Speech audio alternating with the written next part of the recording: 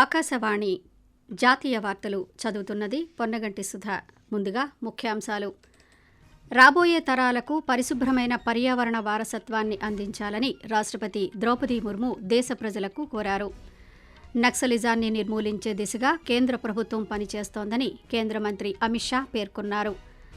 చైత్ర శుక్లాది ఉగాది పండుగల సందర్భంగా రాష్ట్రపతి ద్రౌపది ముర్ము దేశ ప్రజలకు శుభాకాంక్షలు తెలిపారు. ప్రధానమంత్రి నరేంద్ర మోదీ మన్ కీ బాత్ మనసులోని మాట కార్యక్రమం 120వ సంచిక రేపు ఉదయం 11 గంటలకు ప్రసారం కానుంది. ఇక వార్తల వివరాలు.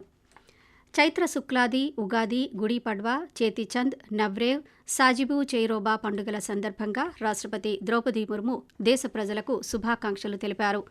వసంతకాలం ప్రారంభంలో జరుపుకునే ఈ పండుగలు భారతీయ నూతన సంవత్సర ప్రారంభానికి ప్రతీక అని రాష్ట్రపతి తన సందేశంలో పేర్కొన్నారు.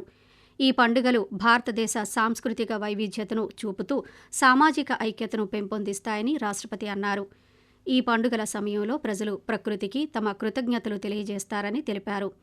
ఈ సందర్భంగా సామరస్యం, ఐక్యతల స్ఫూర్తిని బలోపేతం చేయాలని, దేశాన్ని ఉన్నత శిఖరాలకు తీసుకువెళ్లడానికి నూతన శక్తితో పనిచేయాలని రాష్ట్రపతి ద్రౌపది ముర్ము ప్రజలకు విజ్ఞప్తి చేశారు. పర్యావరణ పరిరక్షణ ప్రచార కార్యక్రమం, నిరంతర కార్యాచరణ, సమిష్టి కృషితోనే సాధ్యమవుతుందని రాష్ట్రపతి ద్రౌపది ముర్ము అన్నారు. న్యూఢిల్లీలోని విజ్ఞాన్ భవన్లో నేషనల్ గ్రీన్ ట్రిబ్యునల్ ఆధ్వర్యంలో నిర్వహిస్తున్న 2 రోజుల జాతీయ పర్యావరణ సదస్సు 2025ను రాష్ట్రపతి ఈరోజు ప్రారంభించారు. ఈ సందర్భంగా ఆమె మాట్లాడుతూ, రాబోయే తరాలకు పరిశుభ్రమైన పర్యావరణ వారసత్వాన్ని అందించడం మన నైతిక బాధ్యత అని అన్నారు.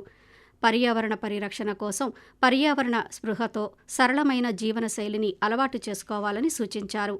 పరిశుభ్రమైన పర్యావరణం ఆధునిక అభివృద్ధిని సమతుల్యం చేయటం ఒక సవాల్ అని రాష్ట్రపతి ద్రౌపది ముర్ము పేర్కొంటూ, स्वच्छ पर्यावरण हमारा दैनिक जीवन और स्वास्थ्य के लिए कितना जरूरी है ये हम सब जानते हैं। धूल और धुएं होने वाले वायु प्रदूषण का फेफड़ों पर बुरा असर पड़ता है। अनेक अध्ययन ये बताते हैं कि वायु प्रदूषण से लाइफ एक्सपेक्टेंसी पर विपरीत प्रभाव पड़ता है। पर्यावरण की स्वच्छता के लिए हर संभव प्रयास करके ही हम सब स्वस्थ और समृद्ध भारत का निर्माण कर सकते हैं। కేంద్ర పర్యావరణ, అటవీ, వాతావరణ మార్పుల మంత్రి భూపేంద్ర యాదవ్ మాట్లాడుతూ, భారతదేశం ప్రపంచంలోనే 3వ అతిపెద్ద ఇంధన ఉత్పత్తి దేశమని, 2030 నాటికి 500 గిగావాట్ల పునరుత్పాదక ఇంధన సామర్థ్యాన్ని లక్ష్యంగా పెట్టుకుందని ఆయన అన్నారు. భారతదేశం తన కార్బన్ ఫుట్ ప్రింట్ను తగ్గించడంతో పాటు గ్రీన్ ఎనర్జీ రంగంలో లక్షలాది ఉద్యోగాల కల్పన లక్ష్యమన్నారు.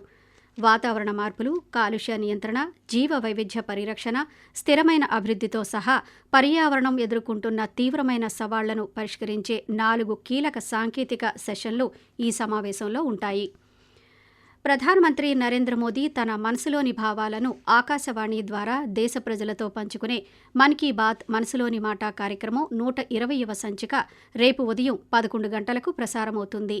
మన్ కీ బాత్ తెలుగు అనువాదం ప్రధానమంత్రి ప్రసంగం అయిన వెంటనే ఒకసారి, తిరిగి రాత్రి 8 గంటలకు మరోసారి ఉభయ తెలుగు రాష్ట్రాల్లోని అన్ని ఆకాశవాణి, దూరదర్శన్ కేంద్రాల ద్వారా ప్రసారం కానుంది. మయన్మార్లో ఏర్పడిన తీవ్ర భూకంపం అనంతరం భారత ప్రధానమంత్రి Narendra Modi Myanmar senior general Min Aung హ్లైంగ్లతో ఫోన్లో మాట్లాడారు. ఈ విపత్తులో ప్రాణనష్టం జరగడం పట్ల ప్రధానమంత్రి తన ప్రగాఢ సంతాపాన్ని వ్యక్తం చేసినట్టు సామాజిక మాధ్యమం వేదికగా పేర్కొన్నారు. సన్నిహిత మిత్రుడిగా, పొరుగుదేశంగా ఉన్న మయన్మార్ ప్రజలకు ఇటువంటి కష్ట సమయంలో భారతదేశం సంఘీభావంగా నిలుస్తుందన్నారు. ఆపరేషన్ బ్రహ్మలో భాగంగా విపత్తు సహాయ సామగ్రి, మానవతా సహాయంతో పాటు రెస్క్యూ బృందాలను బాధిత ప్రాంతాలకు త్వరగా పంపుతున్నట్టు ప్రధానమంత్రి నరేంద్ర మోదీ వెల్లడించారు. ఛత్తీస్గఢ్లోని సుక్మా జిల్లాలో భద్రతా సిబ్బంది చేపట్టిన ఆపరేషన్లో 17 మంది నక్సలైట్లు మృతి చెందారని కేంద్ర హోంమంత్రి అమిత్ షా తెలిపారు. ఈరోజు సామాజిక మాధ్యమంలో దీనికి సంబంధించిన వివరాలను వెల్లడించారు. నక్సలిజానికి వ్యతిరేకంగా జరిగిన మరొక దాడిలో భారీగా ఆటోమేటిక్ ఆయుధాలు స్వాధీనం చేసుకున్నట్టు అమిత్ షా పేర్కొన్నారు. ప్రధానమంత్రి నరేంద్ర మోదీ నాయకత్వంలోని కేంద్ర ప్రభుత్వం 2026 మార్చి 31వ తేదీ నాటికి నక్సలిజాన్ని నిర్మూలించే దిశగా పనిచేస్తోందని తెలిపారు. ఆయుధాలు, హింసా మార్గాలు మార్పును తీసుకురాలేవని, శాంతి, అభివృద్ధితో మాత్రమే మార్పు సాకారమవుతుందని అమిత్ షా తెలిపారు.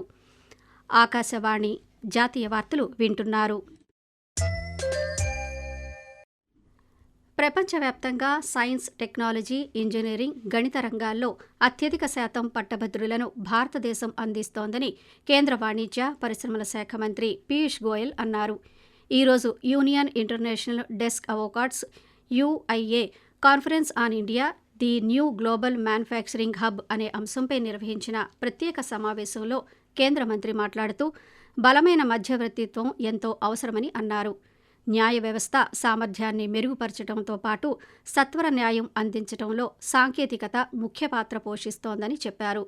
పేటెంట్లు, కాపీరైట్, డిజైన్లు ఆమోదించడాన్ని మరింత వేగవంతం చేయడానికి ప్రభుత్వం చర్యలు తీసుకుంటున్న విధానాన్ని కేంద్ర మంత్రి వివరిస్తూ, And I do believe that if India continues to grow the way it is and we continue to power on our manufacturing ecosystem the way we are hoping to, we will obviously have disputes, we will obviously have areas of disagreement, and if we can keep the courts unclogged, our desire to become a global manufacturing hub will get a big boost.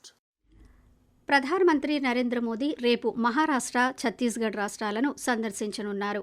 ఉదయం 9 గంటలకు మహారాష్ట్రలోని నాగ్పూర్కు వెళ్లి స్మృతి మందిర్లో దర్శనం చేసుకుని ఆ తర్వాత దీక్షాభూమిని సందర్శిస్తారు. తరువాత ఆయన నాగ్పూర్లోని మాధవ్ నేత్రాలయ ప్రీమియం సెంటర్కు శంకుస్థాపన చేసి బహిరంగ సభలో ప్రసంగిస్తారు. నగరంలోని solar defence and aerospace limited ప్రారంభోత్సవ కార్యక్రమంలో పాల్గొంటారు. అనంతరం ప్రధానమంత్రి ఛత్తీస్గఢ్లోని బిలాస్పూర్కు వెళ్లి 33,000 కోట్ల రూపాయల విలువైన బహుళ అభివృద్ధి ప్రాజెక్టులను జాతికి అంకితం చేస్తారు. అక్కడ బహిరంగ సభలో పాల్గొని ప్రధానమంత్రి నరేంద్ర మోదీ ప్రసంగిస్తారు. భూకంప బాధిత మయన్మార్కు సహాయక చర్యగా చేపట్టిన ఆపరేషన్ బ్రహ్మలో భాగంగా సహాయ సామగ్రిని తీసుకువెళ్లేందుకు మరో 2 భారత వైమానిక దళ విమానాలను సిద్ధం చేసింది. 15 టన్నుల అత్యవసర మానవతా సహాయాన్ని మొదటి విడతగా తీసుకువెళ్లిన భారత వైమానిక దళ C-130J విమానం ఈరోజు ఉదయం యాంగోన్ చేరుకుంది. సెర్చ్ అండ్ రెస్క్యూ సిబ్బంది, వైద్య బృందం ఈ విమానంలో వెళ్లిందని విదేశాంగ మంత్రి డాక్టర్ ఎస్ జైశంకర్ సామాజిక మాధ్యమం వేదికగా పేర్కొన్నారు. మయన్మార్లోని భారత రాయబార కార్యాలయం కూడా భారతీయ సమాజంతో నిరంతరం సంప్రదింపులు జరుపుతోంది. భారతీయ పౌరులు అత్యవసర సమయంలో 9541419602 నంబరులో సంప్రదించాలని కోరింది. ప్రధానమంత్రి నరేంద్ర మోదీ ఏప్రిల్ 4 నుంచి 6వ తేదీ వరకు శ్రీలంకలో పర్యటించనున్నారు. ఈ సందర్భాన్ని పురస్కరించుకుని శ్రీలంక విదేశాంగ శాఖ ఉప మంత్రి అరుణ్ హేమచంద్ర ఒక కార్యక్రమంలో మాట్లాడుతూ భారత ప్రధానమంత్రిని స్వాగతించేందుకు శ్రీలంక ప్రజలు ఆసక్తిగా ఉన్నారని అన్నారు. నరేంద్ర మోదీ నాయకత్వంలో భారతదేశం అద్భుతమైన పురోగతి సాధించిందని, ప్రపంచ దేశాల్లో ప్రముఖ స్థానాన్ని చేరుకుందని, నరేంద్ర మోదీ నాయకత్వం ప్రాంతీయ ఐక్యతను చాటిందని అరుణ్ హేమచంద్ర పేర్కొన్నారు. ఇండియన్ ప్రీమియర్ లీగ్ IPLలో భాగంగా అహ్మదాబాద్ వేదికగా ఈరోజు గుజరాత్ టైటాన్స్, ముంబై ఇండియన్స్ జట్ల మధ్య మ్యాచ్ ప్రారంభమైంది. తొలుత టాస్ గెలిచిన ముంబై ఇండియన్స్ జట్టు బౌలింగ్ ఎంచుకుంది. కడపటి వార్తలు అందే సమయానికి గుజరాత్ టైటాన్స్ 10 ఓవర్లకు 1 వికెట్ నష్టానికి 92 పరుగులు చేసింది. ఛత్తీస్గఢ్లోని బస్తర్ డివిజన్లోని సుక్మా జిల్లాలో ఈరోజు జరిగిన ఎన్కౌంటర్లో 11 మంది మహిళా మావోయిస్టులతో సహా 17 మంది మావోయిస్టులు మరణించారు. ఈ ఎన్కౌంటర్లో 4 భద్రతా సిబ్బంది గాయపడగా వారి పరిస్థితి నిలకడగా ఉంది. ఈ ఎన్కౌంటర్లో మృతి చెందిన నక్సలైట్లలో ఒకరిని జగదీష్ అలియాస్ బుద్రాగా గుర్తించారు. ఆకాశవాణి జాతీయ వార్తలు ముగించే ముందు ముఖ్యాంశాలు మరోసారి. రాబోయే తరాలకు పరిశుభ్రమైన పర్యావరణ వారసత్వాన్ని అందించాలని రాష్ట్రపతి ద్రౌపది ముర్ము దేశ ప్రజలను కోరారు. నక్సలిజాన్ని నిర్మూలించే దిశగా కేంద్ర ప్రభుత్వం పనిచేస్తోందని కేంద్ర మంత్రి అమిత్ షా పేర్కొన్నారు. చైత్ర శుక్లాది, ఉగాది పండుగల సందర్భంగా రాష్ట్రపతి ద్రౌపది ముర్ము దేశ ప్రజలకు శుభాకాంక్షలు తెలియజేశారు.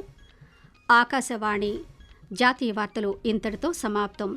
రేపు ఉదయం 6:45 ప్రాంతీయ వార్తలు వింటారు.